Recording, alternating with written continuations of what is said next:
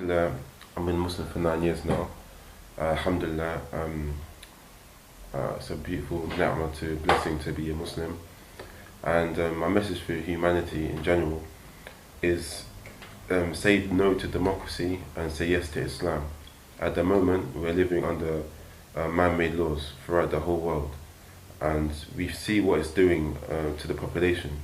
People are being oppressed, and people are living, really just day by day, just paying the bills. And I work in the construction, and many people there working, we all work 6 days a week just to pay bills. SubhanAllah, and this is not how people should be living. People should be, have time, to really search about their purpose in life. That's why under Islam, food, clothing and shelter will be free for the populace. If you look at the Islamic State today in Sham, people are being provided for, the houses, everything's been provided. That is, and if you look in the past, where the Muslims had the upper hand, the Khalifa was providing these necessities, these basic necessities for the people. And this is the right that Allah has given humankind. Even the natural resources will not be exploited under Islam. So our message, obviously, look at the system, look what it's doing to the people. People, you can't really drive far in this country, the UK, without going past a homeless person on the street begging, or a homeless person just sleeping on the street. This is democracy. Democracy.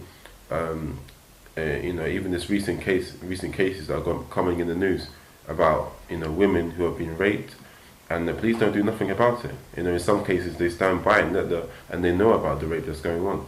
This is the situation in this country. Even if you look at the MPs, how they're and the paedophile rings they're having. This is the people that are ruling your affairs.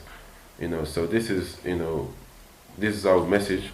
Wake up and realize that there is a solution. You don't have to keep voting. You don't have to keep in this if you like matrix. You can come out of this madness and think why am I here?